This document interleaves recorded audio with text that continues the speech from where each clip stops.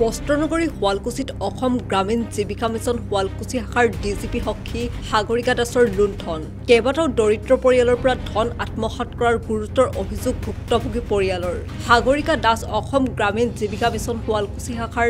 DGP সখীৰ জৰিয়তে কৰ্মৰত আছিল শুৱালকুছি অভাৰসীজ বেংকত তাৰেই সুযোগ বুজি কেইবাটাও দুখীয়া অজলা পৰিয়ালৰ পৰা অভাৰসীজ বেংকৰ একাউণ্টৰ পৰা গোপনে ধন আত্মসাৎ কৰাৰ গুৰুতৰ অভিযোগ উঠিছে সাগৰিকা দাসৰ বিৰুদ্ধে ভুক্তভোগী পৰিয়ালে শুৱালকুছি অভাৰসীজ বেংক কৰ্তৃপক্ষক ধন আত্মসাৎ কৰাৰ অভিযোগ দিয়াৰ পিছতেই কেইবাটাও পৰিয়ালক ঘূৰাই দিয়ে ধন ইতিমধ্যে শুৱালকুছি আৰক্ষী থানাত ভুক্তভোগী পৰিয়ালে দাখিল কৰিছে এজাহাৰ যাম বুলি কৈ কেনে লৈ গৈছে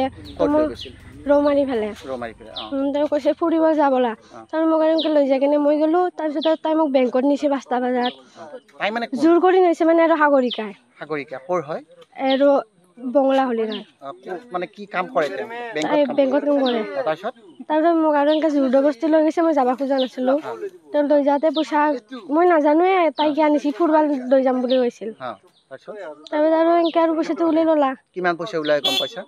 কিমান এনে কিন্তু 20,000 দেখাইছে কিন্তু তাই কিন্তু কিবা হৈছে আৰু বেলেগৰ কাৰোবাৰ কৰিছে নেকি আৰু আগৰ মাহৰ আগষ্ট মাহৰ 2 তাৰিখে 20,000 ওলাইছে মই মানে 1,000 টকা ওলাইছো তাই মানে 1,000 টকাটো ওলাতে বহুত মানে অলপ সময় আৰু তাই 20,000 টকা সেইদিনা ওলাইছে আৰু মানে তোমাক কৈছে 1,000 টকা তুমি ওলাবা গৈছা আমি গৈছো তাৰ প্ৰথমতে এপ্লাই কৰি লৈছো লোৱাৰ পিছত 1,000 টকাটো ওলাই পিছত তাই আৰু মোৰ পাছত আৰু ফিংগাৰপ্ৰিন্ট লৈছে তো সেইদিনা কিহৰ ফিংগাৰপ্ৰিন্ট ডাবল লৈছে মই নাজানো কিয় লৈছে আৰু তাই 20,000 টকাটো লৈছে তাৰ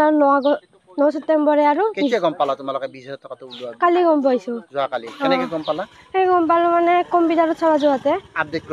কৰিছিলো তিজান গম পাইছো নহলে গম পোৱা নাছিলো আমি তাৰপিছত তুমি কমপ্লেইন দিছা না বেংকত কমপ্লেইন দিয়া নাই এতিয়ালৈকে যাম আৰু এতিয়া কমপ্লেইন দিবা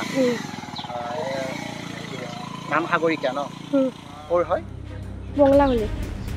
হাজোৰ পৰা Bhrigu Das news desk report